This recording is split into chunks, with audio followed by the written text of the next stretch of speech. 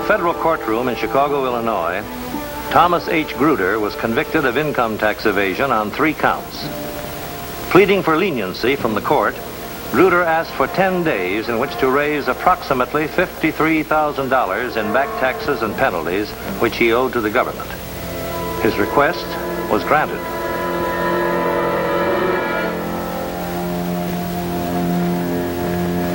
In connection with this case, I think it might be helpful to explain that people who have been convicted of income tax evasion sometimes receive a more lenient sentence if they demonstrate their desire to make amends by paying in full their obligations to the government.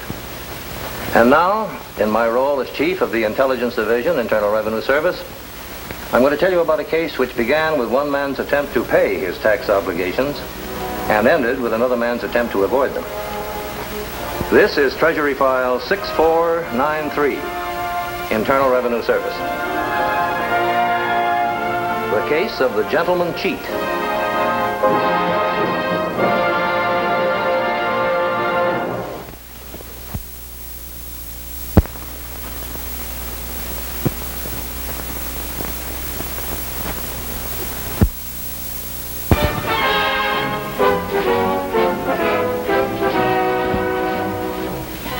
$53,000 is quite a sum to raise in 10 days, Collins, even for a man like Gruder.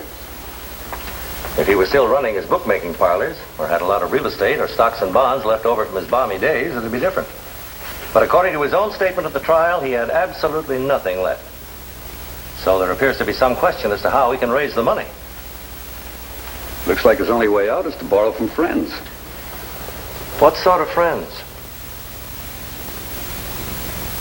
Who'd lend Gruder $53,000 without any kind of collateral, especially the people who know his record? Oh, I see what you're getting at. If he raises that kind of money, he's going to have to do it on assets or property he's kept hidden from the government. Possibly on money he's earned but hasn't paid a tax on. Exactly. And if he does have that property, which one of his friends has $53,000 to pay him for it? I'd like to get a line on who that friend is and take a look at his tax records. All right, Chief, I'll call Chicago right away and put a tail on Gruder from now until the time he reports back to the court for sentence. And if he does raise that $53,000, we'll find out where he got it. The surveillance of Thomas Gruder led to Chicago Municipal Airport, then to Fort Worth, Texas.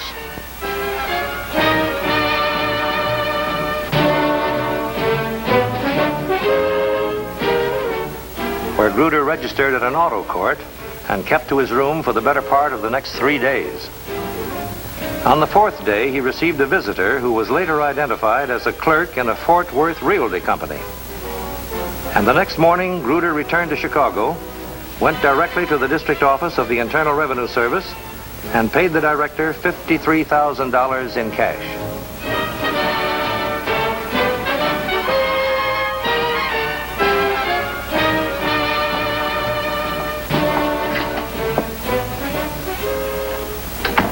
Hi, Midge. Morning, Mr. Pollard. Enjoy your trip to Fort Worth? Sure. The boss in? Uh-huh. He was just asking about you.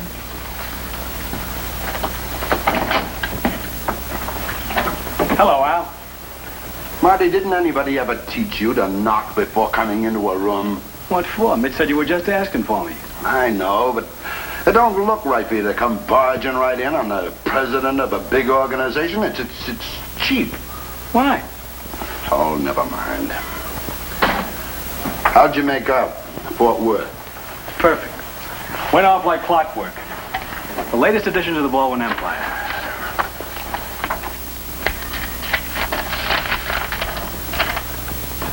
Nice work, kid. I always wanted to own a garage. How many cars are there in there? Oh, about 12. Is that all? Are you kidding? That place would have folded long ago if all they did was handle cars. They got a nice numbers game going on there. Net's about $600 or $700 a week. Numbers game. I might have known Gruder wouldn't own anything that was on the level. I wanted a real garage. What for? Because I'm all washed up with that other kind of stuff. I got a laundry here in Tampa, a couple of motels on Route 9, a box factory here in town. Now I wanted a real garage. Are you listening to me? Yeah, I'm listening. Look, Marty, how many times have I got to tell you my kid sister ain't for you?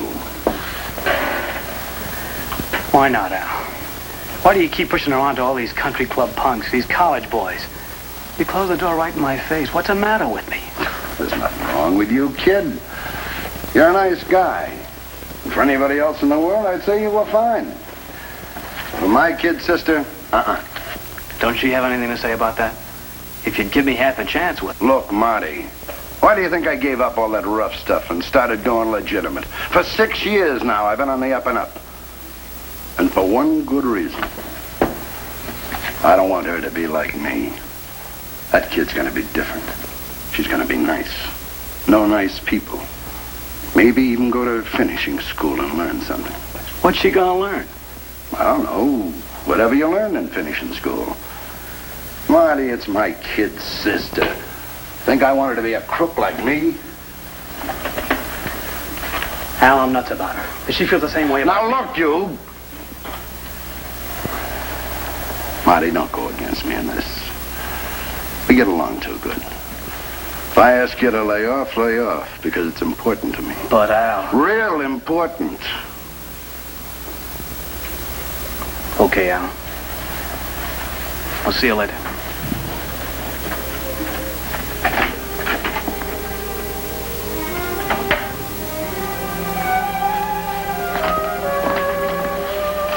Marty. Hi. How are you? I'm fine, honey. Well, aren't you going to tell me about the trip? You didn't even call me while you were away. Well, I was kind of busy. When am I going to see you, Marty? Tonight? Yeah. Same place, baby, huh? Mm-hmm. About 9 o'clock?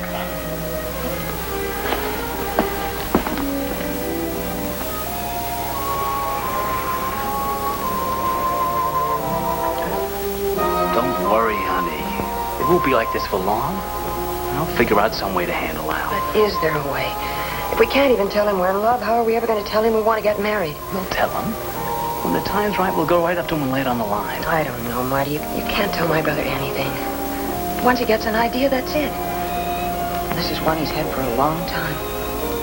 You mean about you going to finishing school? Living with the 400? More or less. Ever since I can remember, I've always been his pet. The rest of the family didn't matter, just me. I was always the little princess. Little lady that was going to be so much better than anybody else. The only thing is, he's forgotten that we were both born on the same side of the tracks. Look, honey, the whole world don't run on what your brother wants. He's a great guy. I'm for him 100%. But he can't tell me who to pick out for a wife. I've got something to say about that. Marty, don't fight with Al. You're the only two people in the whole world that I love. I don't want to fight with Al. I just want you. What do you want, Jerry? You ought to know the answer to that. You know I love you. Then what are we waiting for? Why don't we just get a license and get married? Tonight? Why not? Right this minute. All we have to do is drive 50 or 60 miles out of state. We can find it. Hello, Marty.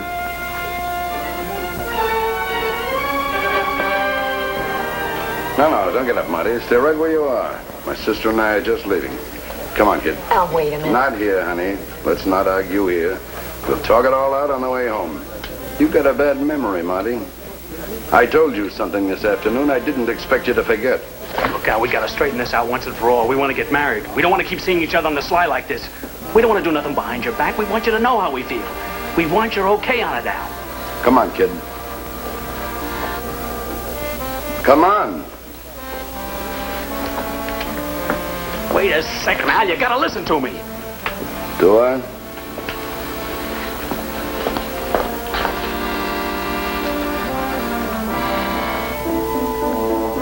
In an effort to locate the source from which Thomas Gruder had so quickly and mysteriously obtained $53,000 in cash, Agent Collins flew to Fort Worth to work with field agents there on the investigation. They began by checking local banks and stockbrokers for accounts which might have been maintained under another name. Collins went to the office of the Register of Deeds to examine all real estate transactions recorded during the 4 days Gruder was in Fort Worth.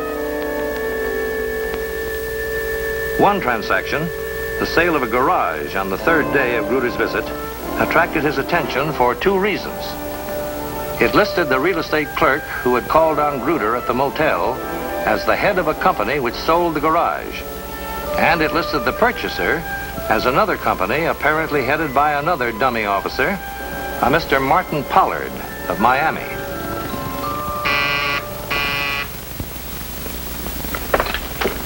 Hello. Oh, yes, Collins.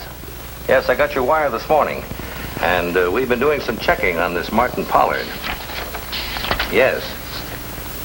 Well, if he's the man who raised the $53,000 for Gruder, I think we better investigate him.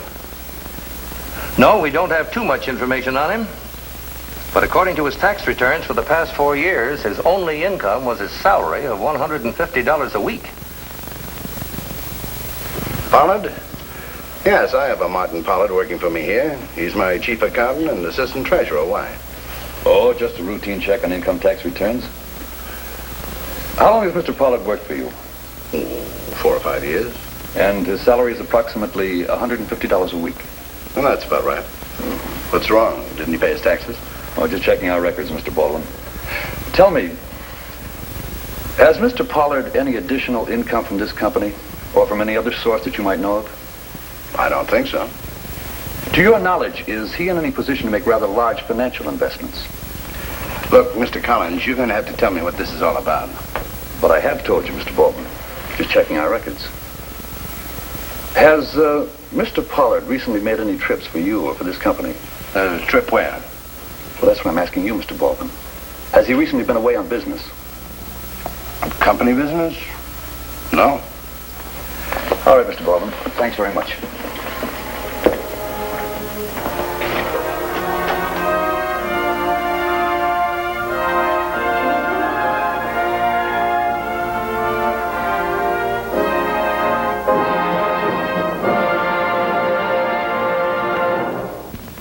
I know how you feel about Marty, honey. He's a good-looking kid. He's got a good head on his shoulders. And as far as I'm concerned, he's an all-around right guy. But not for you. But why, Al? What's so different about me? You got class, kid. You've always had it. From the time you were 2 years old. You used to sit in an old broken-down carriage outside of a junkyard, and everybody who'd pass by would stop and say what a little lady you were. Don't you want that little lady to be happy, Al? With a guy like Marty, it wouldn't work, kid. In 6 months, you'd be tearing each other's hair out. You'd be after him all the time to learn how to eat right, to stop flirting with hat check girls, to read a book once in a while. Did it ever occur to you that I might not want him to read a book? That's what you want for me, Al, not what I want. But he's not right for you, kid. Why, he's been mixed up in every kind of petty, chiseling racket there is. Floating crap games, numbers, bunco dodgers. You think I want you tied up with a guy like that? Well, he's done time, Jerry. 2 years in a state penitentiary. And what have you done? Just because they've never caught you, Al, that's no sign you've got a clean record. Even this new setup you've got here, is this strictly on the level? Well, I wouldn't want you to marry a guy like me. That's where you're wrong, Al. You're just the kind of a guy I'd want to marry. Oh, you've got to let me do it. You can't go on running my life forever. Marty won't let you. Oh, no?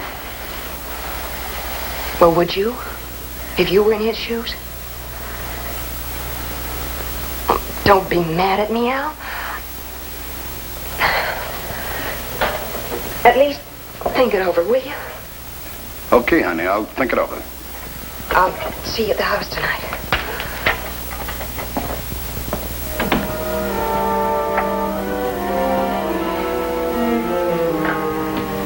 Yes, Mr. Baldwin. Did you know that man that was in here yesterday, that Mr. Collins? Yes, sir. Well, get him on the phone for me. You can reach him at the Internal Revenue Office.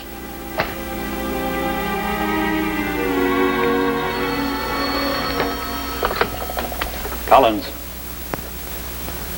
Yes, Mr. Baldwin. Got any news for me? Well, no, I wouldn't go so far as to say that, Mr. Collins. But since you were in here, I've been doing a little checking up on Martin Pollard myself. Yes, go on. Well, for one thing, I found out about that trip he made, the one you were asking about. Yes, he went to Fort Worth. And from what I've heard, he went there to pick up a very valuable piece of property. All right, Mr. Baldwin, I'll be right over. And he never gave you any indication as to where he was going or why he was making the trip? None whatsoever. As a matter of fact, he called me here at the office and said he was sick, some kind of a virus bug. Said the doctor wanted him to stay home for a couple of days. I see. How'd you find out he actually went to Fort Worth? A friend of mine saw him at the airport, saw him get off the plane. And you say he purchased a piece of property in which you yourself were interested at one time? Well, he knew all about it. I sent him up there once to look the place over. But if this property were worth $50,000 or $60,000, would you have any idea where he got the money to pay for it? That's why I called you. If he's got that kind of money hidden away someplace, maybe he has been doing something wrong. Maybe he's got a source of income I know nothing about. That's for you to find out. All I know is he went to Fort Worth. Mr. Baldwin, do you mind if I ask you a very personal question? Oh, go ahead. Did it ever occur to you that if Mr. Pollard has another source of income, he might be getting it directly from this company? What do you mean? Well, he's your chief accountant and assistant treasurer. If Mr. Pollard were so inclined, he might be in a position to embezzle company funds. Well, yeah, that's a possibility, but after all, I am president and treasurer. I don't know how he could pull anything like that. Mr. Baldwin, do you mind if I have a look at your books? Well, I don't know why you'd want to bother with the books. They've been audited every 3 months. Oh, I wouldn't want to just audit them. Well, why go to all that trouble? You have no objection, have you, to my examining your books? No, none at all. Thank you. For the next 4 days, Agent Collins made a detailed study of the corporate structure and operational procedures of the Baldwin Enterprises, with particular reference to Martin Pollard's opportunities for embezzling company funds. Upon checking random items of expense with the actual receivers of the money, Collins was able to discover several minor irregularities and one major one. Over the past 4 years, considerable sums of the company's money had been spent on what appeared on the company's books as traveling expenses. The cost of airplane tickets alone amounted to almost $15,000 a year. And although receipted bills confirmed this expenditure, Collins checked with the airplane companies themselves and learned that over half of this money was refunded to Baldwin's company. Well, I had no idea these refunds weren't being entered in the books. Martin Pollard handled all those transactions. I never saw a cent of that money. You think he kept them for himself? Well, it's obvious, isn't it? If he didn't give it to me and it isn't entered on the books, he must have kept it. All right, Mr. Baldwin, I won't take up any more of your time. But if what we've been discussing here is true, this can have very serious consequences for Mr. Pollard. Well, they can't be too serious for me. I trusted that guy. I gave him the biggest break of his life, and what happens? He pulls a stunt like this. It isn't only the money I'm thinking about, it's my sister. She's engaged to be married to him.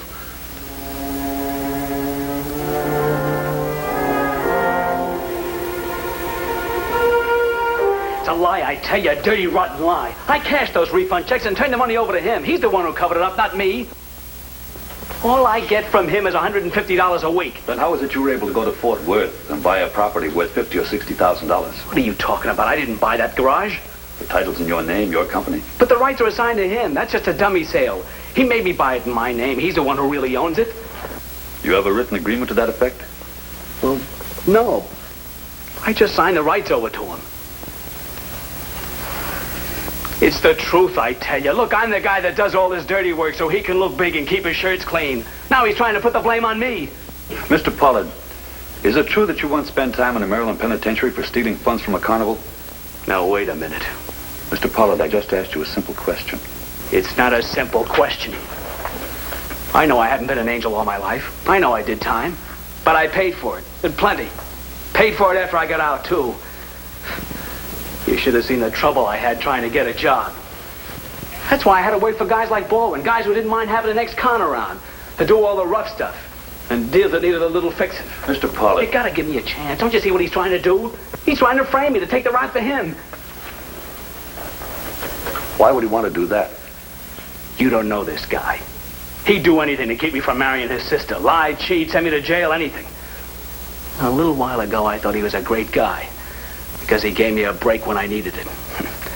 Now I know what he's really like. Now I know what a double-crosser he is. You gotta believe me, Mr. Collins. What I believe isn't always important, Mr. Pollard. In the end, it's the facts that count. But why, Al? Why would he steal from you? Well, even if he thought he could get away with it, why would he take a chance like that? Because that's the kind of a guy he is. That's the way all guys are when they come up from the jungle. Steal, double-cross, get what you want no matter who you have to step on to get it. When you grow up with that inside you, you can't change. That's why I don't want you to marry him. But you grew up that way, Al. Didn't you change? Look, honey, if I told you everything about me, you wouldn't think I was so good either. What's the idea, Al? What's the idea of telling that Treasury guy all that stuff? I didn't tell him anything. He just found out. Found out what? You know I didn't take that refund money. I gave it to you, you dirty double-crosser. Look, Marty, we'll talk about this some other time when Jerry isn't here. She's gonna know about it, too. She's gonna know you're trying to frame me to break us up. Take your hands off me, Marty. Tell her. Tell her the truth about that dough. Tell her how you sent me down to Fort Worth to buy that garage from Gruder.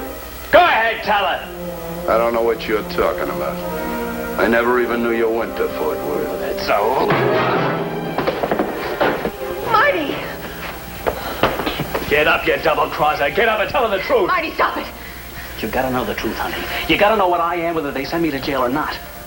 Now, come on. Tell her why I bought the garage. Tell her who gave me the money. He's no good, kid. He's showing you that right now. He's just looking for an alibi. Don't believe him, Jerry. They may take his word against mine in the court, but you gotta believe me. You gotta know that I've been on the level with you. Put that down now. I can be rough, too, Marty. You forget who I am. Al, please, you don't know what you're doing. Don't I? I know one way of making sure he don't ever come near you again. Al, no. Get out of my way, Jerry. I won't let you. Yes? Who is it? Agent Collins, Internal Revenue Service. May I come in? Oh, I'm sorry. You better have this man placed under arrest, Mr. Collins. He just tried to threaten me into giving him an alibi. I tried to make him tell the truth about the garage. That won't be necessary, Mr. Pollard. Somebody's already told the truth. An old friend of yours, Mr. Baldwin. Mr. Gruder. Gruder? Yes, he was questioned in Chicago. Told our agents the whole story about the garage and how you made the arrangements. Mr. Baldwin, I think you better come with me and answer a few questions about your books and yourself. What for? I never had anything to do with Gruder or the garage either. Martin Pollard bought that on his own. Mr. Baldwin, I must warn you that anything you say now can be held against you. Should we go?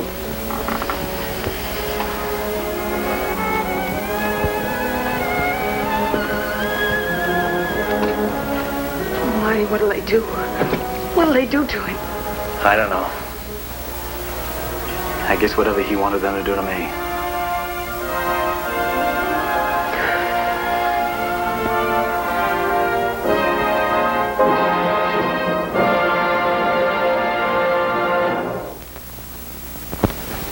Upon further investigation, it was learned that Alfred Baldwin not only pocketed cash refunds to his company, but had devised a system of padding his employee payrolls in order to deprive the government of taxes on earnings he had received himself but never reported.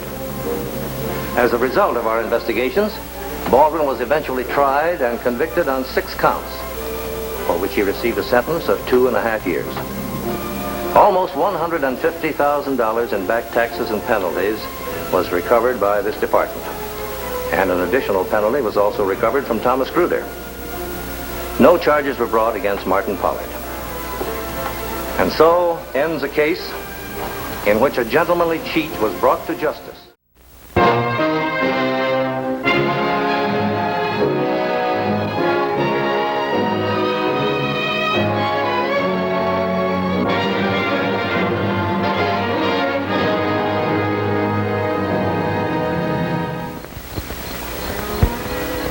started in a small shack on the American side of the Mexican border.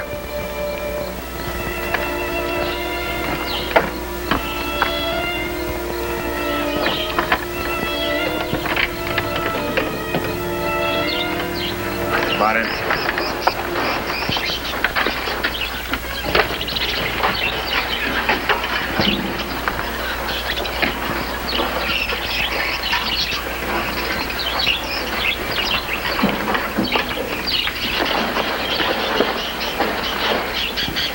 Shut up, quiet.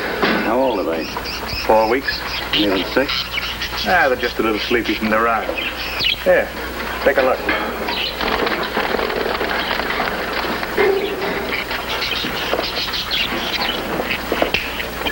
They're all like this, perfect health. 640 of them, and there's one load.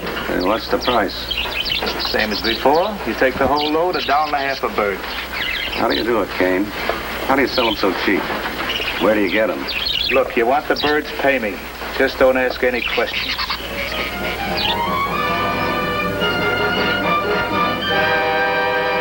In order to prevent the spreading of a rare but extremely contagious disease known as psittacosis, regulations of the United States Public Health Service do not allow cetacine birds like parakeets to be brought into the country for sale. Enforcement of these regulations is the responsibility of the Customs Service. In my role as Chief, Division of Investigations, United States Customs, I'm going to tell you about one member of a large organized ring of parakeet smugglers whose combined efforts resulted in $1 million racket until the long arm of the law eventually put an end to it. Treasury File 4977, United States Customs. The case of the green feathers.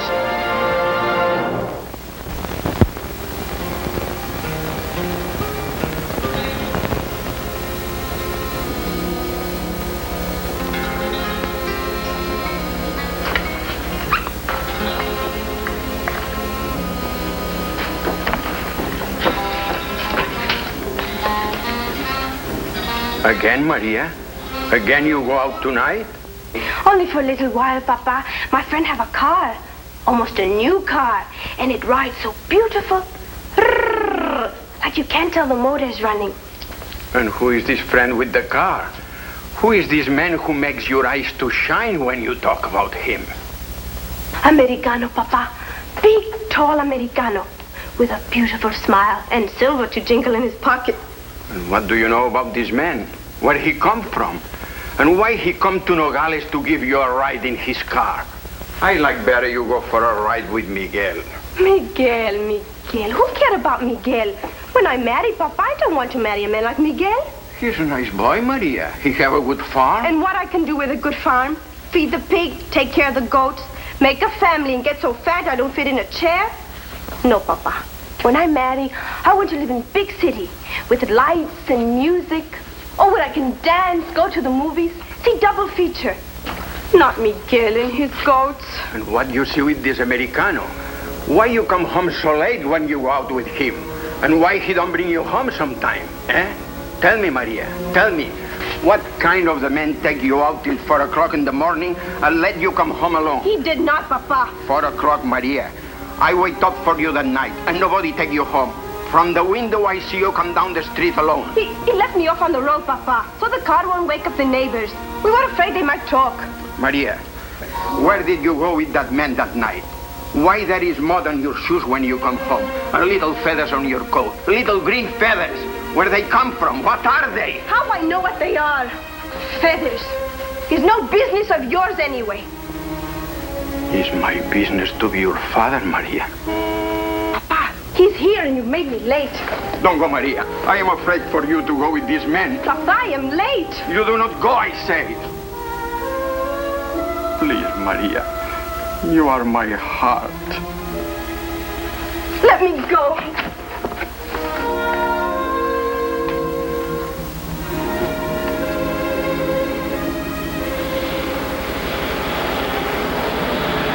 He asked me why I come home so late and why you don't bring me home.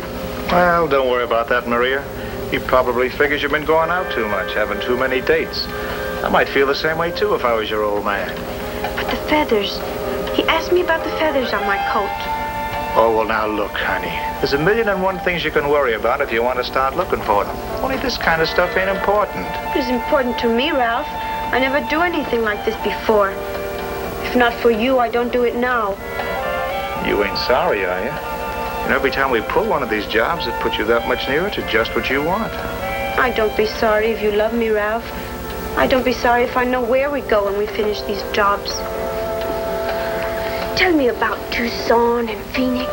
Tell me about the big, wonderful places you will take me when we have enough money to marry. You are going to marry me, aren't you? Of course I am. Told you I was. Tell me again. Tell me 1,000 times so I don't be afraid. And put your arm around me and kiss me. Sure, honey. Sure. What'd it be like to live in Arizona, Ralph? What'd it be like to have a big apartment there? Drive a car, have a shower, eat sometime maybe in a big restaurant? Oh, you'll love it, Maria.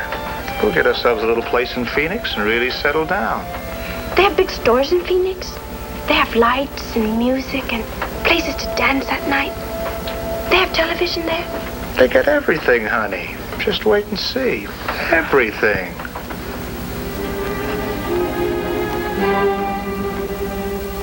Of course, we can't possibly watch every inch of the border at all hours of the day or night to prevent someone from slipping across.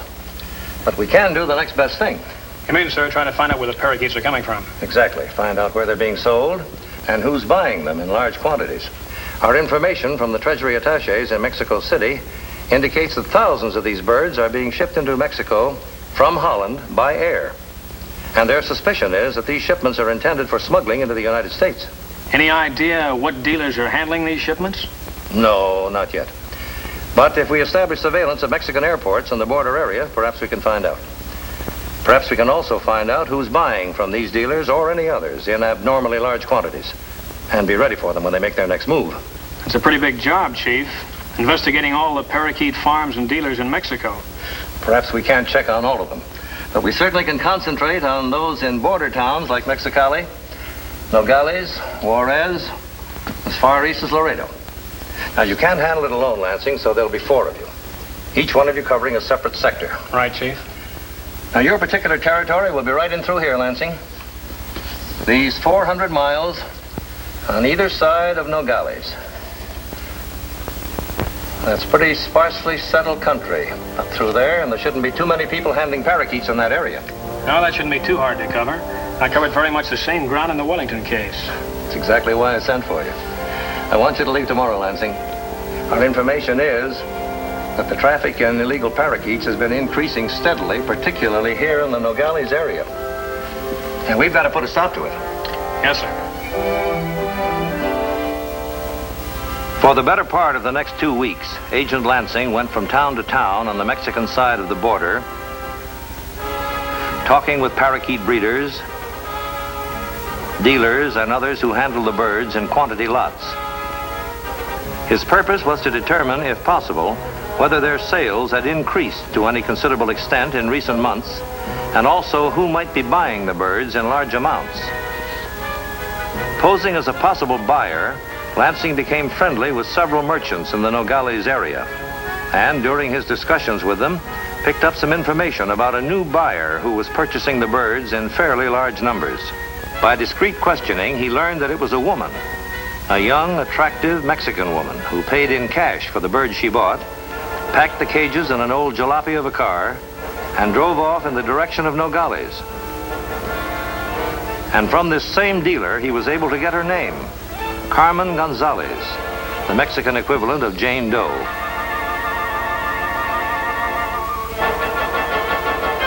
On the basis of this information, his only chance of discovering her true identity was to keep the market under the closest possible surveillance on the hope that she would show up there before too long.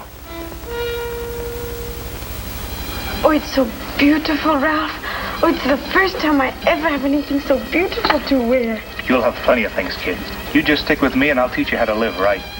Oh, sometimes you're so good to me, Ralph. When I need you to be good. Just when I think you don't love me anymore, that you want me only for these jobs. You come along and do something like this. Make me feel so warm inside. You make me feel like we already married. That's the way I want you to feel, Maria. Because we still got a lot of work to do. And I want you to know that we're not just doing it for me. We're doing it for us. Tonight I know, Ralph. And tomorrow will be the same way, too. It'll always be like this, Maria. Now, look, kid. You got to shop around tomorrow and buy a whole new setup of birds, just like the last time. Don't buy any more than 50 or 60 in any one place. And keep bringing them back to that old barn, the road to Cananea. You're taking them across the border tomorrow night. The same place as before? No, I got a whole new layout for you. I'll show you how it works after you've bought the birds. Why don't you buy them yourself, Ralph? Why do you always ask me to buy the birds? I can't take that kind of a chance, kid. I told you I was arrested for crossing the border once without going through customs. Anybody see me buying up parakeets, I'm liable to get ideas. That time you were arrested, it was for carrying birds? Yeah, parrot, you know, the big ones. What? Look, sweetie, it's getting kind of late. I better take you home, huh? I love you, Ralph. I love you too, honey. Muchas amores. Muchas amores.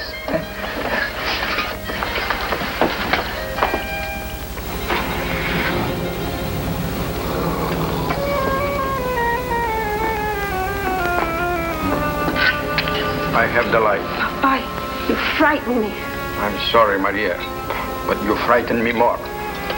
Going out with these men, coming home late again, no matter how many times I tell you he's no good for you. How you know what is good for me? How you know what it's like in a woman's heart? Or what she wants? Or the kind of man that make her feel like a flame is burning inside her? Listen to me, Maria.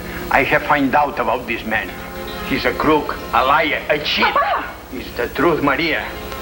Miguel has a friend who is a witness when he go to jail. This Americano goes to jail 3 times for smuggling dope, heroin, opium, anything he can lay a hand on. And for this man, you burn a flame in your heart. I don't believe it. Miguel is jealous, that's why he say these things. Miguel say them because they are the truth. Miguel no liar. I don't care. I don't care. I love this man and I'm going to marry him. You ruin your life, Maria. No, you ruin my life. You telling me what to do all the time, watching me, never trusting me to go anywhere. Till I was 18-year-old, you don't let me go out even with a boy. It's no wonder I want to go out now. It's no wonder I have love for this Americano. I grow up like a dog in this house, like a dog with a chain around his neck. And all because of...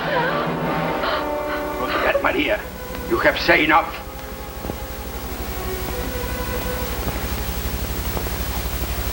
I have hurt you, Maria. I'm sorry I have hurt you. I'm sorry, too, Papa.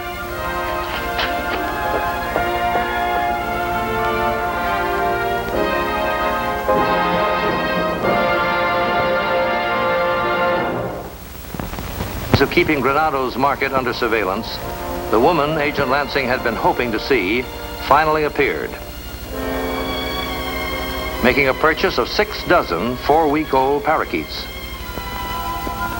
Lansing watched her as she placed these birds in an old jalopy bearing a Mexican license and immediately started off on the main road to Nogales. Lansing followed this car from the outskirts of Nogales to an old barn on the road to Cananea, where Maria removed the cages from her car and took them inside. A few minutes later, Agent Lansing concealed himself in a location where he could observe the barn at close range. And from here, he saw Ralph Kane drive up to the barn and go inside.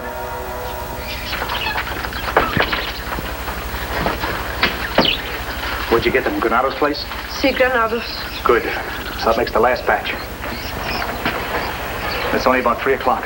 I'll have plenty of time to get back up to Tucson and get everything ready for tonight. What time do you want me to cross the border? Well, I guess you better leave Nogales about 11 o'clock. You won't have any trouble getting on the right road. I got it marked right here in the map. You see? You get on this old dirt road just this side of Natco. And you leave the car about 100 feet this side of the border. Then you have to take the birds out and carry them down this footpath to the American side. Now, there's kind of an old shack right about here. And that's where I want you to bring the birds. But I have to walk all the way to the shack? Look, it's only about 1/8 of a mile. You may have to make 4 or 5 trips. It all depends on what you can carry at one time. If I can get my truck down to the shack early enough, I may be able to help you, same as last time. Si.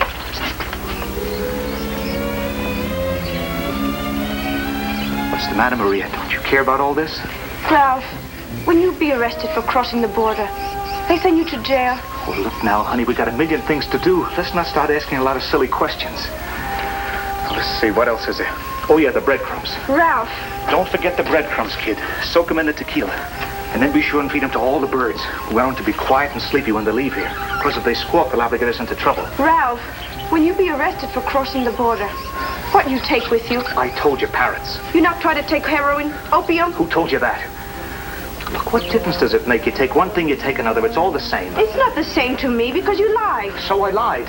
What do you care how many times I've been in jail or what it was for? You know I'm no angel? If you lie about that, you could lie about getting married. No, wait a second. We get married tomorrow, Ralph, or I don't take the birds. Tomorrow? What are you talking about, baby? I won't even see you tomorrow. I'll be in Phoenix. I will be in Phoenix, too. I not come back to Nogales tonight. We get married tomorrow. Okay, baby. We can get married tomorrow. Only just make sure you bring the birds tonight, huh?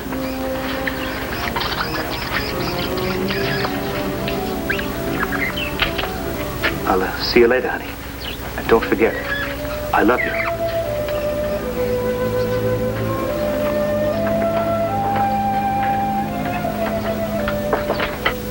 Unaware that Agent Lansing had the barn under surveillance, Ralph Kane proceeded to his car. Observing him at relatively close range, Lansing recognized Kane as an ex-convict who had only recently been released from a federal penitentiary after serving a term for attempting to smuggle narcotics across the border in the same district where Lansing had worked. Lansing was forced to make a quick decision. Giving up his surveillance of the girl, he decided in favor of following Ralph Kane.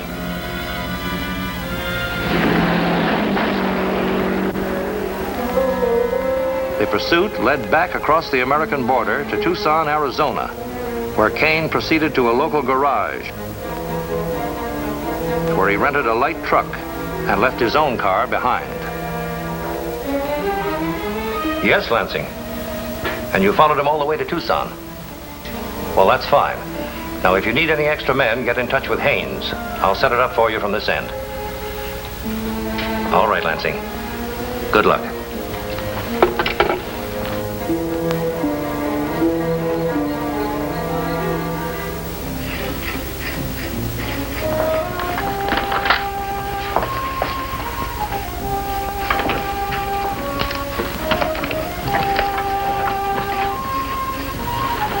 You are going, Maria? You are going with him?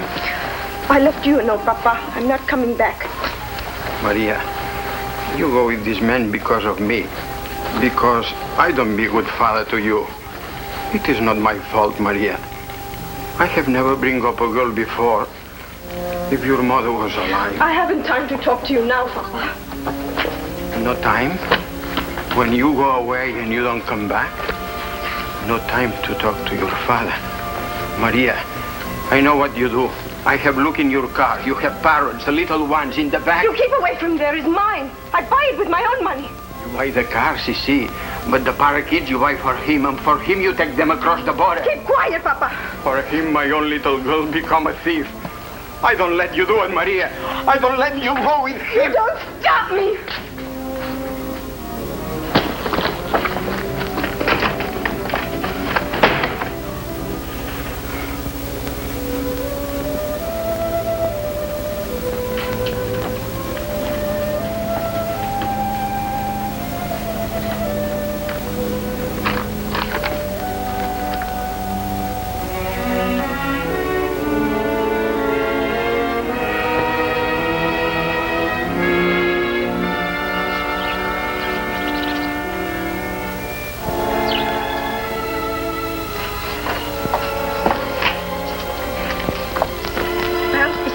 Yeah, it's me.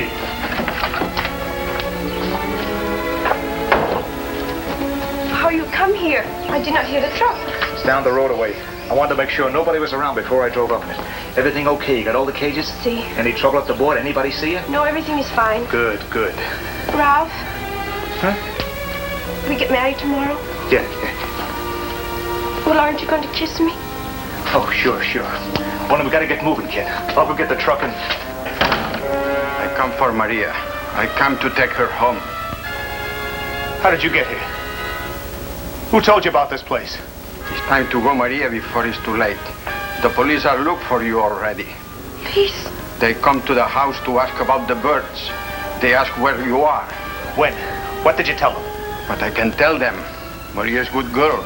It's only you that is bad. It's only you that... Listen, you. If you tipped off the cops about... What is that? It sounded like a car. You did put them on us. You did tip off those cops. No. Don't tell me. You know I can hear them out there. They probably got the place surrounded. Ralph, what we do? I'll show you what we're gonna do. Pop, you got us into this. Now you're gonna get us out of it. You're gonna take the rap for this whole deal. Tell them it was you brought the birds in here. Make a full confession. So you can run away with Maria? No, I don't do it. You'll do it all right. Go ahead, shoot me. That won't do any good. If the police are out there, the shot make them come quick. Who says I'm gonna shoot you?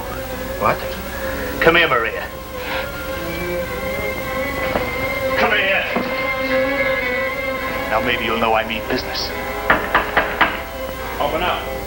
This is the United States Customs Officer. Open the door and come out with your hands up. You've got the place surrounded. Go on, Pop. Tell them you brought the birds in here. Go on, Pop. Tell them. You say one word about us and she gets it.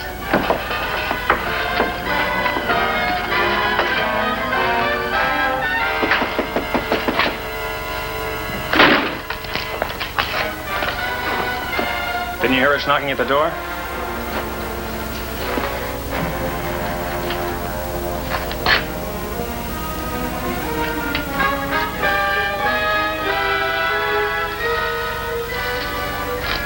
Where'd you get them? Whose are they? They're mine. I take them across the border. Alone? Who's in this with you? Nobody. What's in there? Nothing. Just an empty storage room. I think I'll take a look, Webster. No. What are you worried about? Just an empty room, I tell you. Why you ask me all these questions? I have told you I take the birds across the border. I have nothing more to say. All right, mister, but I still want to look in this room.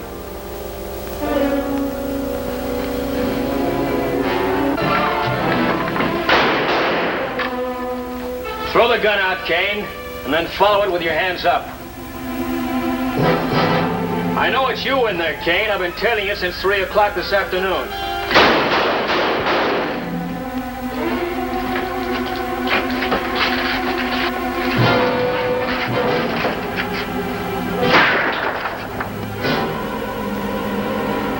I told you we had the place surrounded. Don't shoot. I give up. Don't shoot.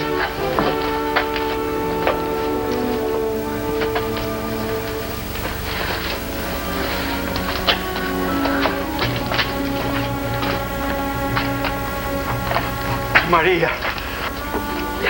Papa. He would have killed me, Papa. If it could have saved him, he would have killed me. He want me only for his own good, Papa. Only for his own good. It's all right, Maria. You go through with him now. Okay, Webster, bring him along.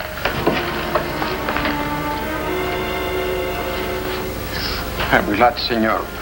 I'm glad you stopped them. It's better she go to jail than to be with him.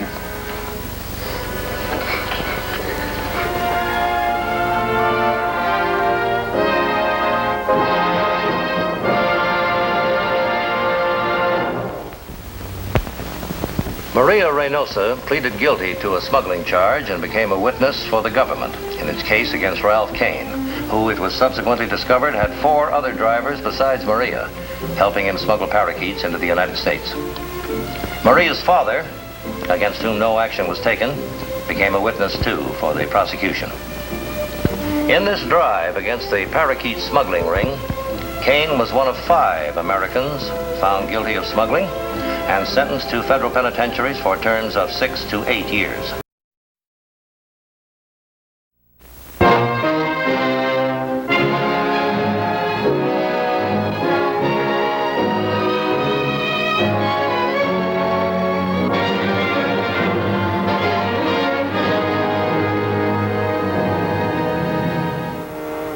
It was night at an East Coast port, and tied up at a pier was a tramp steamer recently arrived from Cuba, the SS Aldora.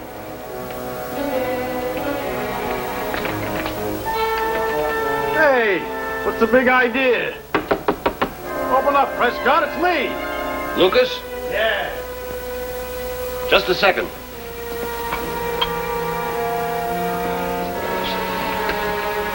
Sorry.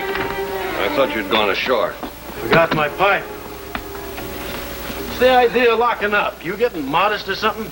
I was taking a nap. I didn't want nobody to disturb me. Who are you kidding? You didn't want nobody to see you so you could slip something ashore from Cuba under your coat. Now, don't be funny. Customs went over the ship today. If I brought anything back from Cuba, they'd have found it. Okay. Can't you take a joke? See you, kid. Oh, by the way, you don't have to lock the door. I ain't coming back.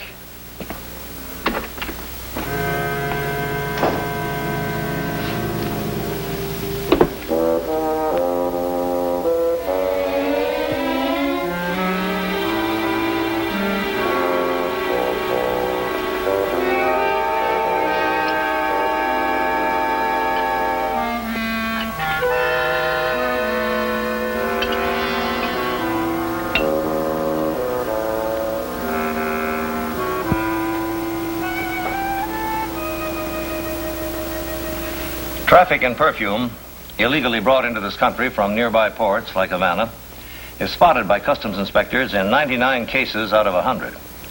However, the 100th case can be troublesome enough to require the services of special investigators, as it was in the story I'm going to tell you about now in my role as Chief of the Division of Investigations, United States Customs.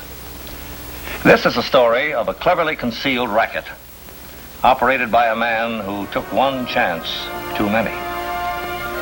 Treasury File 6841, United States Customs. The case of the tight squeeze.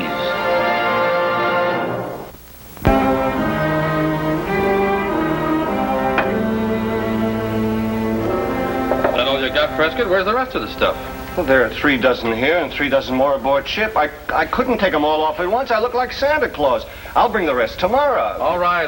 You have any trouble getting off the pier? No, nobody said a word. The customs men went over the crew in the ship early this morning. They didn't find a thing. Take a look at this, Charlotte. See if it's all okay. What's the matter? Don't you trust me anymore? It's all there, Spencer. Everything you ordered from Havana, and in perfect condition, too. Will you take a look at it? You ought to give a bottle of this stuff to Charlotte. She's the kind of dame can wear expensive perfume. Sure. I can wear it all right. I can wear a lot of nice things. Only Ed ain't the kind of guy who believes in spending dough, especially on a woman. He's the old-fashioned type. Don't worry, baby. We keep this deal up long enough, you'll get something real fine. When have I heard that before? All right. Stop dragging everything out in public. All right, Prescott, get going. How about my split? Tomorrow when you bring the rest of the perfume. Tomorrow, I said. What's the matter? I gotta say everything twice? Okay, I'll see you tomorrow.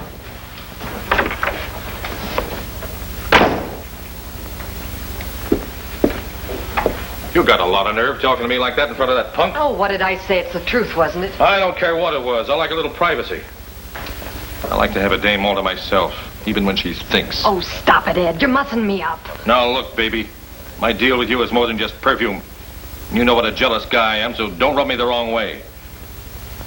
Come on, let's go downstairs and get a beer. Oh, not tonight, Ed. I'm tired. What do you mean, tired? Oh, besides, I've got a headache and I'd like to go to bed. I'll see you in the morning. Okay, honey. Sleep tight.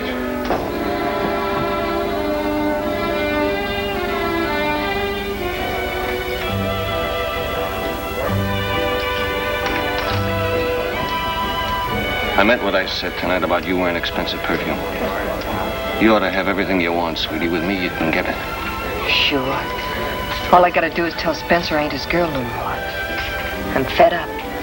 Picked myself a new guy. Well, what's wrong with that? You kidding? If I talked to him like that, he'd knock my head off. And yours, too. Should have seen the beating he gave me once. In New Orleans. Just for looking at a guy. I was in the hospital for 2 weeks. That's the way he is. What are we supposed to do? Wait around till he gets to be 90? That's not the answer. Neither is this. I'm sick and tired of meeting you on the sly. Sick and tired. Take it easy. What for? We can run this perfume deal without him and make a lot of dough on it, too. Mike, you're dreaming. Am I? You want something in this world bad enough, you gotta take a chance on getting it. Well, taking a chance is okay, but not when you're playing with dynamite. No, Mike. Come on, let's go. How bad has it gotten, Chief? How much perfume do you think is coming in? Well, it's pretty hard to tell yet. New bottles are showing up all the time. And according to the reports, most of them are coming in from Cuba. High-price brands that retail for as much as $30 an ounce. Well, are there any leads on a particular port? Yes, one that I want you to investigate. The district office thinks it may be the one we're looking for. However, the men on the piers have no idea how the perfume is being brought in. No hot ships putting in there? None that have been hot up to now. But with all the fishing boats and motor launches that sail from there, it's pretty hard to pinpoint the source of trouble. I'll leave that up to you. All right, Chief. I'll study up on this report and make arrangements to leave first thing in the morning.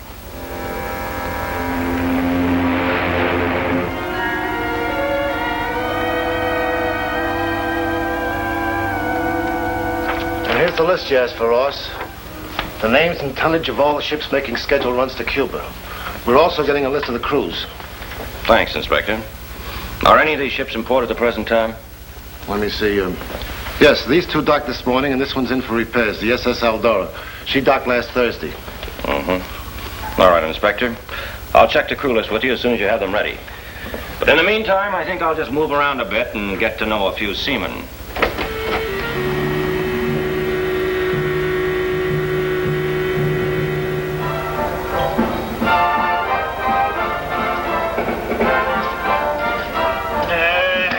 You're too good at this game. Too rotten good for me. I ain't gonna play with you no more. I work too hard for my money. I guess we all do, sailor. What happened? He take you for a week's pay? $14.06 last night. That bum, he cleans up on me on the ship and off. What ship you on? The Eldora.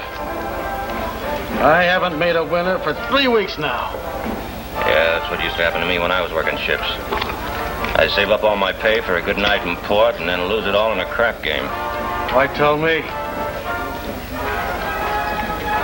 I got my own trouble. Hey, wait a second. Where are you going? Back to the ship. Where else can I go? I got no more money. Well, if that's all you need, stick around. I'll lend you some dough. Why should you lend me dough? How do you know you'll get it back? You're on the Eldora, aren't you? If you don't get me this time, you'll get me on the next trip. Yeah. I'm beginning to get the idea. You're looking for a deal, aren't you?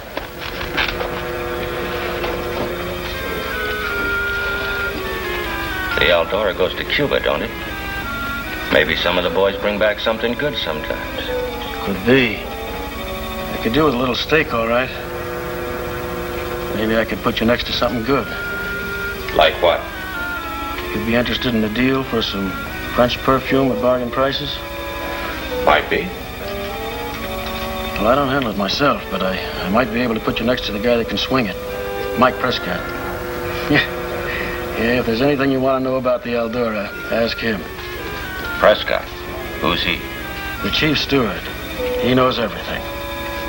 Okay. I'll look him up. Thanks.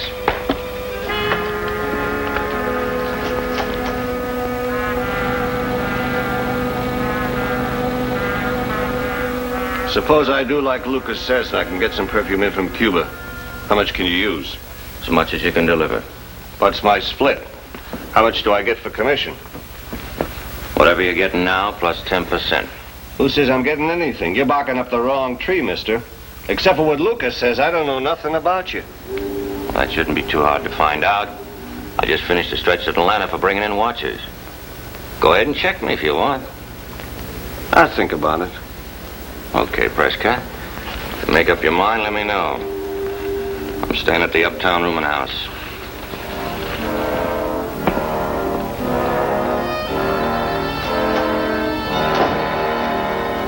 Don't you see, honey? This is it.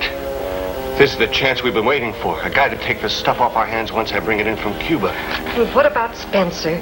Do you think he's going to hold still while you make a deal with another guy? He won't know anything about it.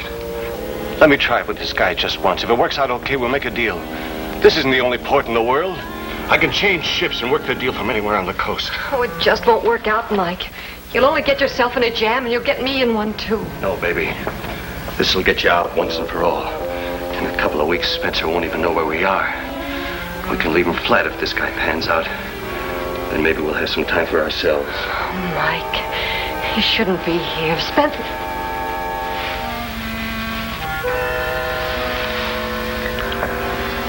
You like that, don't you, honey? That's what you need. Someone that cares for you. Someone that can't wait. Please, you've got to get out of here. If he just sees you, there'll be trouble. Okay. Okay, I'll go now. I'll call you tomorrow before the ship... What are you doing here, Prescott? You got your dough? What are you doing here?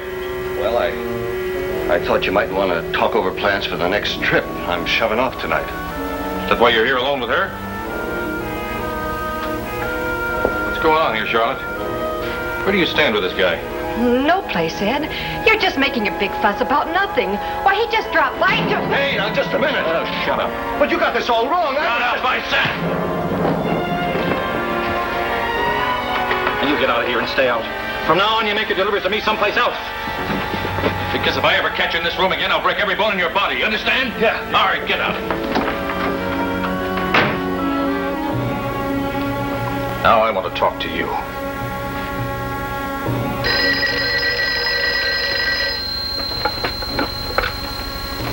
Hello? Who? Oh, how are you, Prescott? Listen, I might be interested in that deal we were talking about. Yeah, the perfume. You want to do business? Sure. What's cooking? Okay. I'll meet you at the waterfront bar in 10 minutes.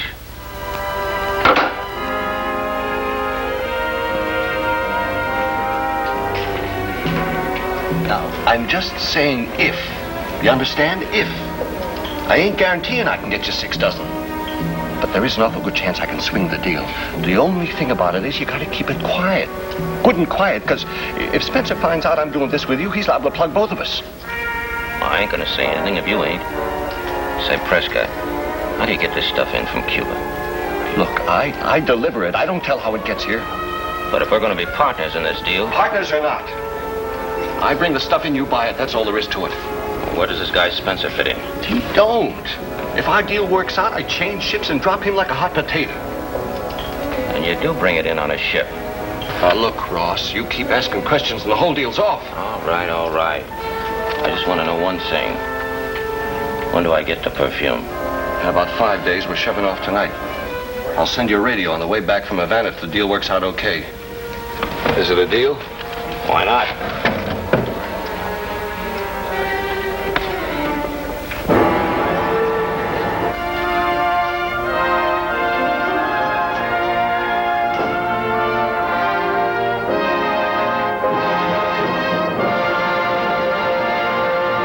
At high tide on March the 8th, the SS Eldora sailed for Havana on her regular cargo run, and some 2.5 days later made port. On instructions from Agent Ross, an agent of the Treasury Department was on hand when the cargo was loaded at Havana. Members of the crew were observed going aboard, but there were no outward signs of quantities of perfume being taken onto the ship. Only the cargo itself and food provisions for the ship's galley, which were loaded in the ship's storeroom. The docking and subsequent departure of the Eldora from Cuba appeared to be a routine operation. But at least one member of the crew did not consider it so. What's the matter, Prescott? You nervous about something? Well, me? Why should I be nervous? Oh, I don't know. Only you've been acting scared as a rabbit ever since we got to Havana. This trip means something special to you. What do you think? You bringing something in for that guy I put you next to? Oh, you're talking crazy. Well, what is it then? It's nothing. I just want to get back to the States, that's all. I got a girl waiting for me. Oh, so that's what it is. Yeah. Just a girl.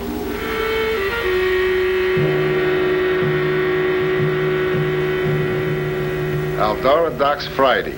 Everything fine. See you soon. Signed, Prescott. So he's bringing in the perfume on the Eldora, huh? That certainly looks that way. Prescott must have figured out a very clever way of hiding it until he gets it into port.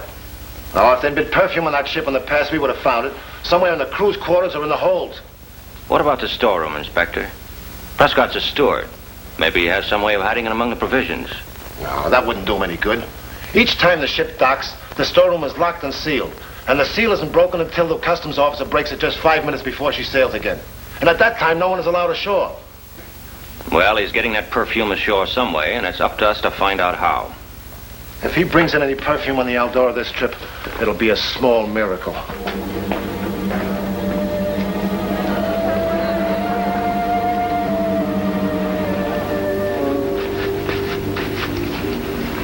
What's the matter, Inspector? What's the idea? You're going over this old tub like we were bringing in dope or something. Just doing our job, Prescott. Well, you won't find anything in here. Lucas didn't bring anything back from Cuba, and I certainly didn't. This is a good ship.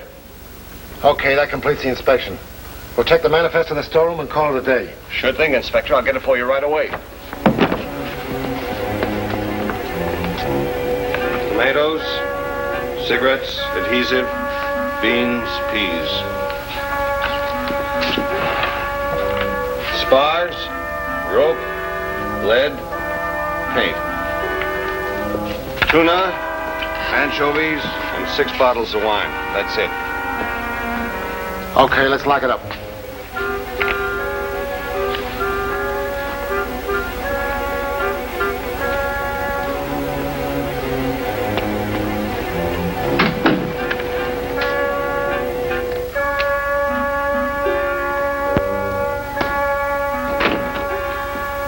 Are you sure?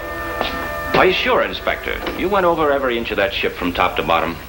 Ross, I tell you, I sealed off the cargo holds, the storeroom, and I went through every single cabin and closet in the forecastle. There isn't a single corner of that ship that I didn't search. If Prescott gets any perm off that ship, he's a magician. Well, he must be a magician then. What do you mean? 20 minutes ago, he delivered 3 dozen bottles to my room.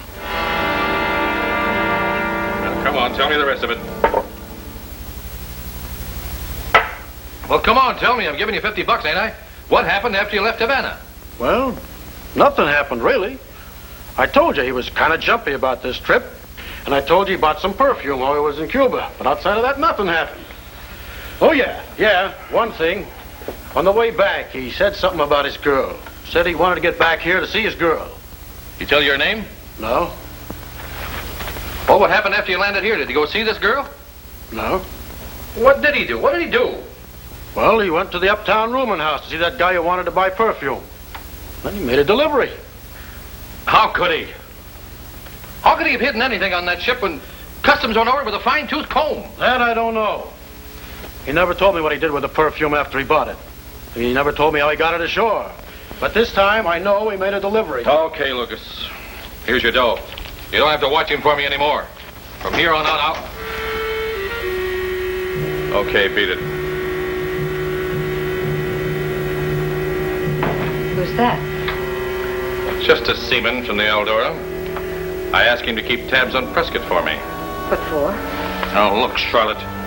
You better play this straight, and you better give me right answers all the way through. Because if you're crossing me, too, you're going to get hurt bad. I don't know. You didn't see him? You didn't go out someplace to meet him just now? Ed, what's wrong? Answer me. Why didn't Prescott make a delivery? What happened to the perfume? What perfume? Well, didn't he wire you from Cuba that he couldn't bring it in this time? Oh, sure. That's what he told me. But I happen to know different. Your friend Prescott's a bad boy, Charlotte.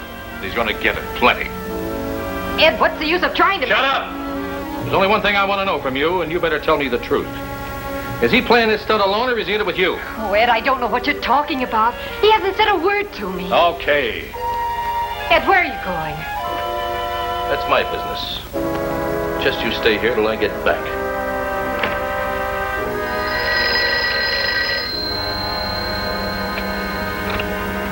Hello? Yes, Ross. What happened?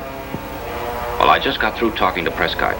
He said he could make another delivery for me, the rest of what I ordered. Yes, that's why I called you.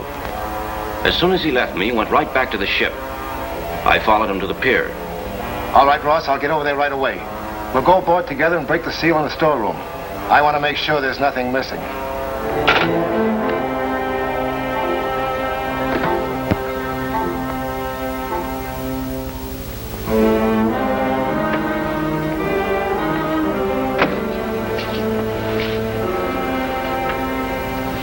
Hello, Prescott.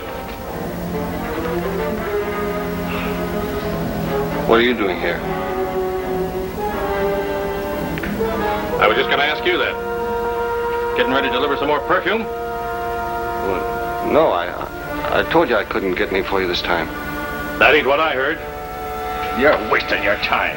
You crossed me for this Ross guy, and you made a big mistake doing it. Look, you gotta believe me, I wouldn't double-cross you. Honest, I wouldn't. I'd give you every drop of perfume if I had it, honest. Where?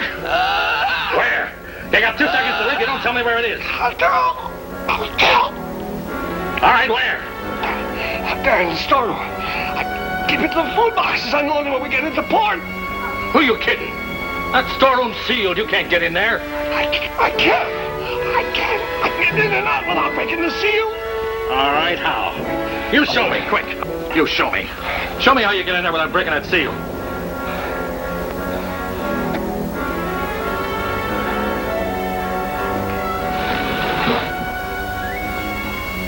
Here's your answer, Inspector. This is how he does it. This is how he hides the perfume in here without anybody knowing it. False bottoms on these food cases, you see? Prescott buys the food himself and has it packed this way by the Chandlers who sell it to him. That's the favor they do him for getting his account. Well, even so, Ross, even if he gets the perfume in the port, with the storeroom locked and sealed, how can he get it out of here? What's that? Wait a second.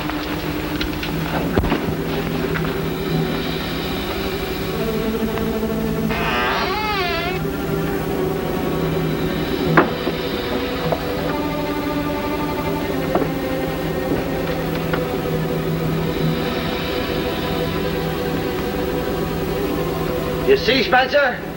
I told you I could get up here without touching the seal. There's a trapdoor right through the bottom of the chest, right through the deck. Where are you now?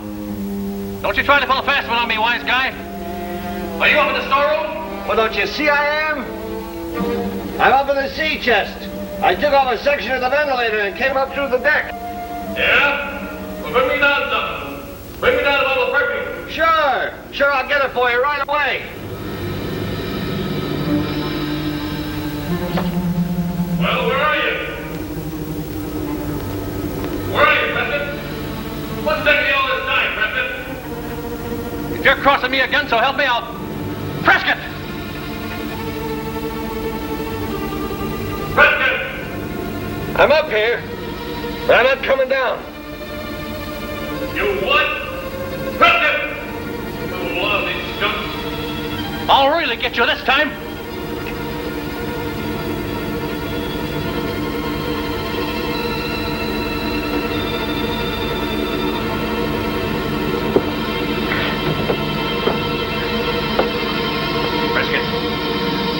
Where are you? Where? United States Customs, Spencer. Don't try anything. You louse. Why didn't you tip me off they were up here? What for? You wanted the perfume, didn't you? Now you can have it all.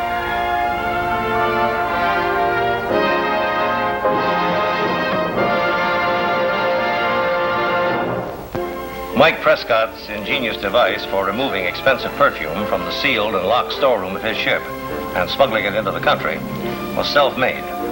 And for about 2.5 months, both he and Spencer succeeded in bringing the contraband merchandise into the United States. In the end, however, both men were brought to trial with Charlotte Clinton as an accessory. And the result was a prison term, which all three are now serving.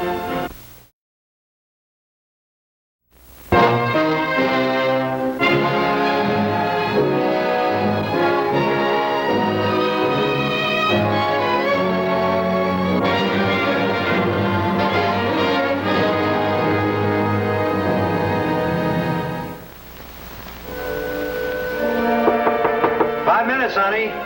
I'm ready. Been ready for hours. Oh, you haven't seen Mr. Humboldt around, have you? I've been looking all over the theater for him. What's the trouble? Won't the sheriff let us open tonight? Oh, sure. I got that all straightened out. No, I was just looking for the boss, that's all. Always looking for the boss. Always chasing after him and picking up for him. What do you get for it? Oh, honey. Oh, it makes me sick the way you take care of that windbag. Like you was a slave or something. You ain't married to me anymore. You're married to him. Kay, will you quit saying that all the time? Look, I'm the manager of the show, ain't I? I gotta take care of things. What things, George? Oh, Mr. Humboldt. What seems to be the trouble? You know there's never any trouble with the Humboldt Productions.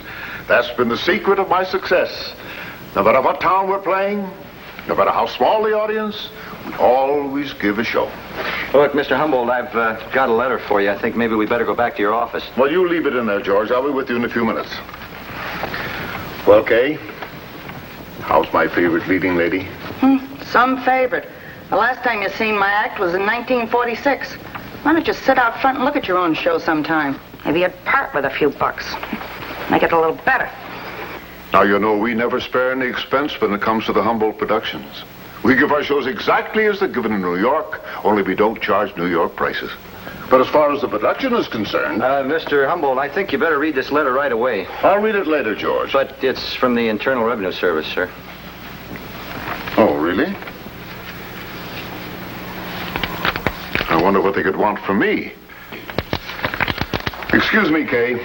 Come on, George. We'll see what this is all about. The deliberate and willful falsification of income tax returns is a more serious crime than some people seem to realize. To misrepresent earnings or to make fraudulent deductions in an effort to pay less taxes is a felony punishable by a term of from 1 to 5 years in the federal penitentiary. I say that not as a threat, but as a warning to those who fail to realize the importance of their obligations to the government and almost consider it a common practice to cheat. And now, in my role as Chief of the Intelligence Division, Internal Revenue Service, I'm going to tell you about just such a person. A man who had to learn the hard way that honesty is the best policy. This is Treasury File 4982, Internal Revenue Service. The case of the slippery eel.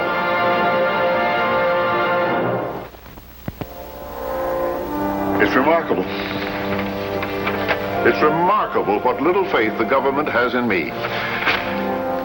They still won't take my word for those income tax returns from 1948 on. Why? Now, what did they say this time? Just about what you suspected. Unless I give them certain information, they'll subpoena my books. I knew it. Sooner or later, I knew this was going to happen. Stop fluttering, George. They're only mad because I didn't answer their last letter. But you haven't answered their last 3 letters, Mr. Humboldt. Oh, they know you're stalling them. I object to your use of the word stalling, George. It has an unsavory connotation, as if we had something to hide. Well, haven't we? Not in my opinion, no. Then why don't you want him to examine your book? Oh, don't be rude, George. You know as well as I do. The only way to deal with people who are after money is to be as uncooperative as you possibly can, especially the income tax people. After all, they're only human. You put enough obstacles in their way, sooner or later they'll stop bothering you. They haven't stopped yet, Mr. Humboldt. Nor have I. 40 years in show business. As far as I'm concerned, it's all a ballyhoo, George. A succession of one-night stands, unpaid hotel bills, dodging process service. You know, the older I get, the less I fear people with badges. What are you going to do about that letter, Mr. Humboldt? If they subpoena your books, we'll all be... Will you stop worrying, George? How can they subpoena books that don't exist? What do you mean? You can't tell them that you didn't keep any records. I kept records, all right. But somehow or other, they were all lost. As a matter of fact, they were destroyed in a fire. In a... Don't you remember, George? The fire that nearly wiped us out when we were playing Springfield 2 years ago? I remember. It destroyed every record we ever had.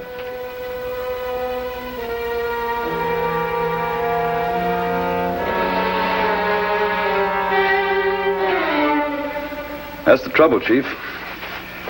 These shows of his travel all over the country, and this man Humboldt's like an eel. Every time you try to pin him down, try to make an appointment with him, he manages to wriggle away from you. And he still hasn't answered any of your letters. Oh, he answered our last one, after we threatened to subpoena his books. But he stalled us for 8 weeks. Claims he never received our other letters. And what was his answer to the last one? The old story. Fire destroyed his books. Oh. Well, I certainly wouldn't waste any more time corresponding with him, Blaine. The only way to handle a man like that is on the spot. Have you any idea how much we'd be likely to recover? Well, my original estimate was $25,000. But if a man puts up this much of a struggle, it's probably a lot more. All right, Blaine, go to it. It's going to be a slow night, honey. Hardly any advance sale at all. So what are you beating your brains out for? You think you'll get any thanks for it from Humboldt? Oh, honey.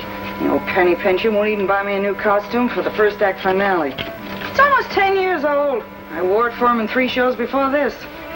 Look, Kay, it's getting kind of late. Don't you think maybe you better go backstage and... Oh, tickets for tonight, mister? I think I can give you some choice seats in the orchestra. No, I'm not here to see the show. I'm here to see Mr. Humboldt. Do you know where I can find him? Well, that all depends. What do you want to see him about? It's a personal matter. We're all kind of busy right now. Couldn't it wait till later, maybe? I'm afraid not. I'm from the Internal Revenue Service, United States Treasury Department. Good. I beg your pardon? Kay. He's right in there, mister. Just come around to the manager's office. If you've got anything on Humboldt, give it to him good. Gall, that's what you've got, Mr. Blaine. Plain, unmitigated gall. You've got no right to come out here without any notice, barging into my office like this. I don't care if you are from the Treasury Department. You've got no right to bother me with books and accounts and fires at a time like this. I've got a show to put on.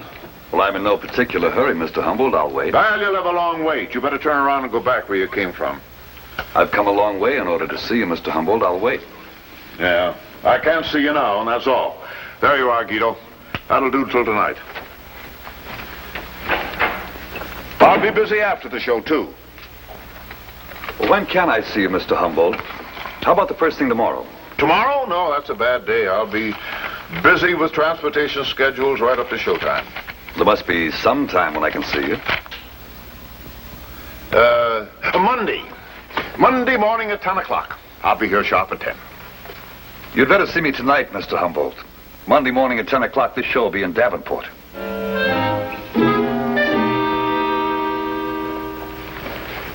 Night, kids. Nice show tonight.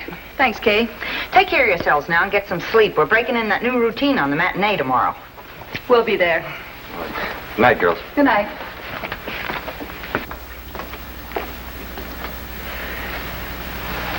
Look, Kay, you'll have to go back to the hotel alone tonight. I got to stick around the office with Mr. Humboldt and that guy from the Treasury Department again.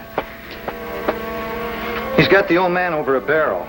Oh, what should you care? The old man never did anything for you. Why should you care what happens to him? What happens to him happens to all of us, doesn't it? If he gets nailed on an income tax rap, this whole company will fold up just like that. Will it? Sure it will. Why can't you take over Humboldt Productions? You can run these shows as good as he can. Better, maybe. Nah, you're dreaming, Kay. Well, why not? It's about time we owned a hunk of this outfit. How much more singing and dancing do you think I'm good for? What about you? After all these years playing nursemaid to that phony, you deserve something decent. So that's why you're out to get the old man. I always knew you wanted to knife him for some reason, but I could never figure out why. Yeah. You used to be kind of sweet on him before you and me got hitched. Maybe I was too sweet. Yeah. Well, there's no time for revenge, Kay. Go on home, huh? Now, about these deductions for depreciation and abandonment, Mr. Humboldt. According to your return for 1948, you deducted $8,000 for depreciation on 12 platforms, 16 parallels, border lights, and a prefabricated water tank. You also made a deduction for abandoning 4 mules and a tableau float which you used in a parade for publicity purposes. Possibly. I told you I can't remember all the details. Well, when you abandoned the mules, for example, just exactly what did you do with them? Did you have them destroyed? Did you give them to a farmer? Or did you sell them to a glue factory? How do I know what I did with the filthy things? If they were so dirty, I wouldn't go near them.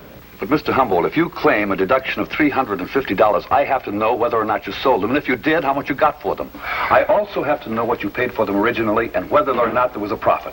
Oh, still at it, huh? Yep. George, in heaven's name, what did we do with the 4 mules that we used in the Western musical we did? This man's driving me insane. Mules? I don't remember buying any mules. You didn't buy them, George. I did. But you got rid of them for me. He wants to know how much you got paid for them. Oh, well, I couldn't say, sir. I just don't remember. Well, I don't blame you. This time of night, I can't remember my own name. Well, if you're tired, Mr. Humboldt, we can continue this tomorrow. What's the use of continuing? I've told you a dozen times that all the records have been destroyed. Now, what can you prove by asking all these stupid questions? It isn't what I can prove, Mr. Humboldt. It's what you can prove. After all, you made the deductions. It's up to you to substantiate. Is that so? Let me tell you something. Every statement I made in my income tax returns have been sworn to. I insist they're bona fide. Now, if you want to prove I'm a liar, you go right ahead. I'm only trying to get to the facts, Mr. Humboldt. But if you refuse to cooperate... I won't have you call me a liar. Now, get out of here. I'm tired. All right. That's the way you want it, Mr. Humboldt. That's the way it'll have to be.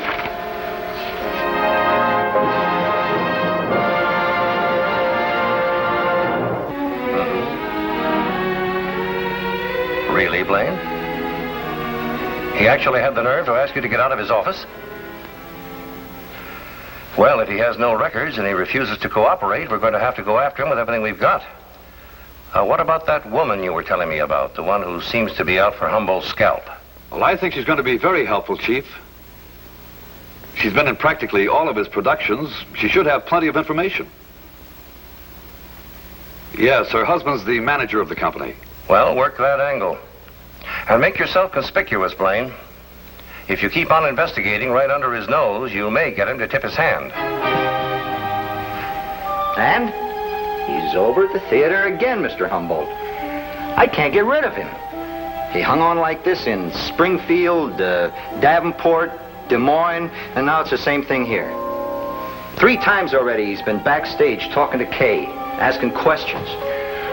We've got to stop it, George. Every time she talks with that treasury man, he finds out something new. Where we get our tickets, how much we pay for our costumes, how much it costs to put up a set. The man's a maniac. Always digging up information from everybody all day long. I don't think he has to dig it out of Kay, Mr. Humboldt.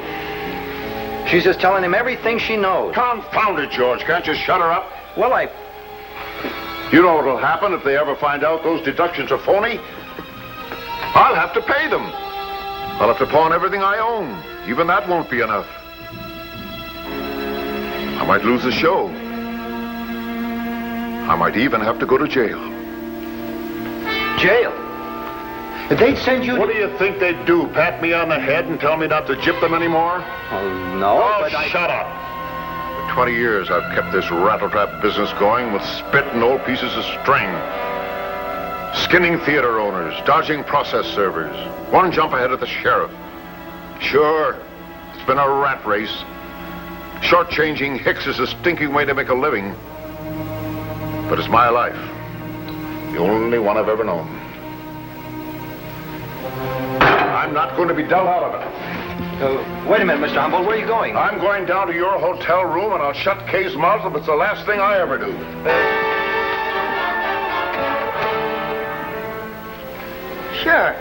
Sure, that treasury guy was up to see me just a little while ago. So what business is it of yours? Maybe I feel like talking to him. Kind of he's after you. Well, now, that's no way to talk about an old friend of yours, Kay. I've always had a soft spot in my heart for you. I was always sorry when you chose George instead of me. You're gonna play music with this? Perhaps I ought to play music. Soft music. What you're doing to me is worse than what Brutus did to Caesar. You're destroying an old man, Kay. Crushing him willfully. How many people have you crushed? How many times have you given your own performers a raw deal? To say nothing of the farmers and hotel managers and railroad men you skinned. Well, whatever I did without malice, and that's what I can't understand about you. Do you want to see me go to jail? Do you want to see me behind bars begging for bread and water?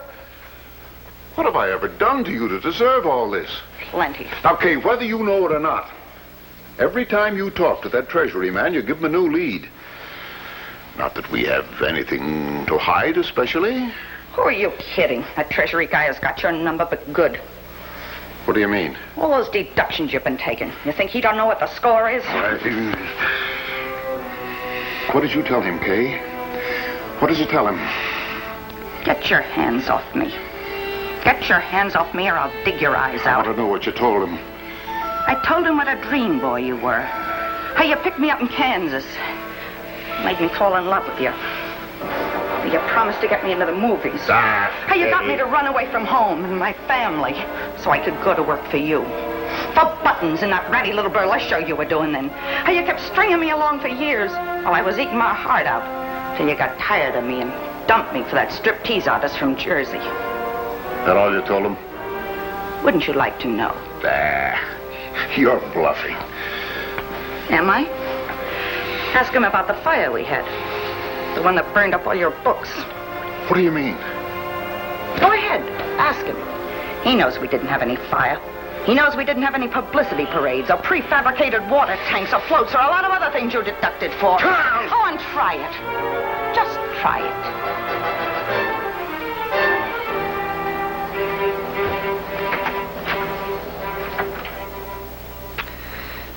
I didn't think she'd go that far, Mr. Humboldt. I told her not to say anything to that guy. I told her she'd only make trouble. Made trouble, all right. And she's going to make more. Perhaps enough to get even with me. I'm sorry, Mr. Humboldt. No, it's my own fault, George. You step on enough people, sooner or later, one of them's going to turn around and step on you.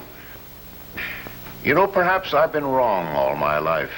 Maybe life isn't the shell game I suppose it to be. No?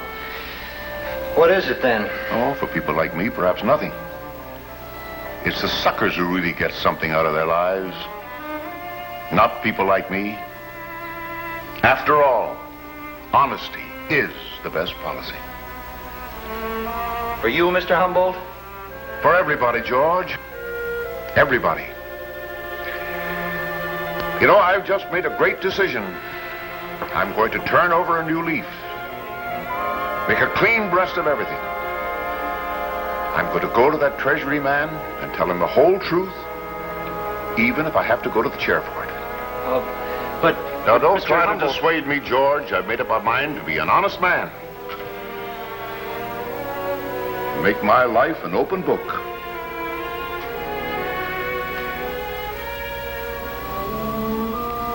Open book. That's it, George. An open book. What a fool I've been. Instead of fighting him, we should have taken him into our camp and cooperated with him, shown him our books. How? With your books, you can't afford to cooperate with anybody. That's just it, George. We won't show him the old books. We'll make up a set of new ones, and we'll phone them up right this time. He won't be able to prove anything. Oh, but that's a big job, Mr. Humboldt, making out new books. It'll take weeks. I don't care how long it takes. We'll be laying off here for 2 weeks anyway. Yeah. But you already told that Treasury guy your books were destroyed. Ah, never mind what I told him. I honestly thought they were destroyed in the fire. Suddenly, one day, I opened up an old trunk. And there they were, right at the bottom of it. Oh, for crying out loud, George. Are you going to Humboldt's hotel room again tonight? That makes the 4th time this week. Sorry, honey, but I got a job to do for the old man. Well, we got to get it done fast. See you later, huh?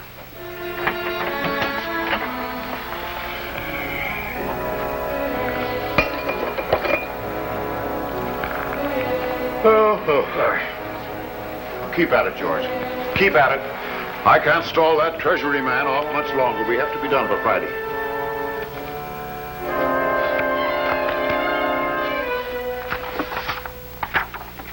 Are you sure? Are you sure these are Humboldt's original books, Mrs. Pendleton? Oh, they is, I tell you. I wouldn't have brought you over here if they weren't. My husband's been checking them or something every night for the last 2 weeks. Here? Oh, sometimes here, sometimes at the office. What difference does it make, as long as they're the real McCoy? It doesn't if they're the real books. And I'll be able to prove that in a very short while. How do you mean? By a strange coincidence, Mr. Humboldt called me this afternoon. Said he had a big surprise for me. His books. What? Yes, I'm going over to examine them now. He said he found them at the bottom of an old trunk. And there they were, right in the bottom of an old trunk. Among some old programs and two sheets and things. I see. You can't imagine how surprised I was when I saw them. I couldn't believe my eyes. And you know the first thing I thought when I did see them? What did you think, Mr. Humboldt? I said, Humboldt, you've been a stubborn mule all the time you've had those records. And you let that poor treasury man break his back getting information that was already in the books. Yes, sir. I felt so much like a fool I could have kicked myself. The first thing you did was to call me, huh, Mr. Humboldt? Why, naturally. I've no intention of keeping anything from you. As an honest man, I wanted to act in good faith. So I act in good faith now. Mr. Blaine, the books are yours. Thank you very much, Mr. Humboldt. These will make an invaluable addition to the collection I already have. Collection? You have some other books there? Yes. They belong to a man by the name of Humboldt. Another man with the name of Humboldt? No, not another man. Another set of books. I don't follow you. I don't think it should be too difficult to understand, Mr. Humboldt. After all, 2 sets of books, 2 sets of figures. Incidentally, I've been going over some of the figures in your original books. They're very interesting. Yeah. Jacked up purchases, double rates of depreciation, abandonment claims for property that never existed. I think we have a pretty good case, don't you? Now, Mr. Blaine, you're making a very grievous mistake. Kay Pendleton was telling you some stories about me. Fairy tales. Mr. Humboldt, these are hardly fairy tales. Well, I didn't know we had 2 sets of books. I don't keep my accounts. George Pendleton does that. Don't you understand? That's why Mrs. Pendleton is trying to protect him and telling you those lies. He's the thief, not me. Who's the thief? What are you talking about, Mr. Humboldt? George, we've been very old friends for many years. I've trusted you implicitly. But there is one thing that I cannot tolerate. That is dishonesty. You've kept 2 sets of books, George, one for yourself and one for me. All the time you've been robbing my company for your own gain. Shamelessly robbing a nearsighted old man. Well, you dirty double-crosser. Well, you've got an eye like an eagle. You're the one that got me into this. You made me make out these books. Don't you me, Mr. Humboldt. Not after all I've done for you. George. All these years I've done your dirty work. I've lied for you, covered for you. Yes, I've even cheated for you. But I'll be hanged if I'm going to jail for you. Yes, he's got 2 sets of books, all right. Both of them phony. Everything about him's phony, and I'm fed up with it. You want to witness for the government, mister? I'm in. Now, George, now you can't do this to me after all we've been to each other. We've been like brothers. Now you tell this man what you're telling him is lies. I never stole anything from anybody at any time. You tell him, Mr. Humboldt. I can't tell that big a lie.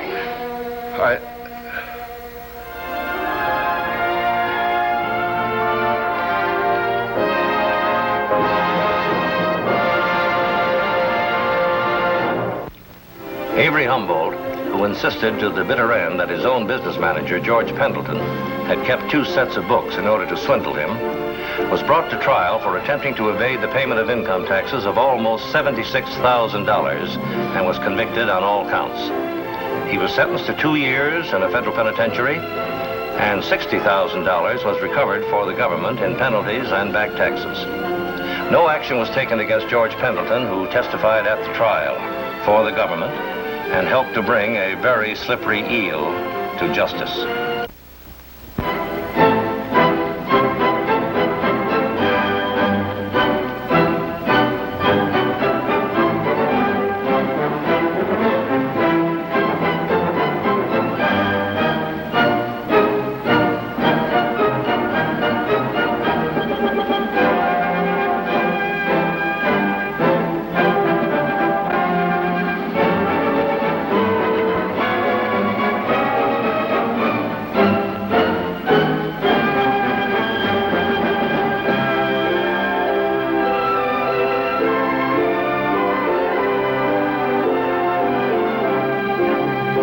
you.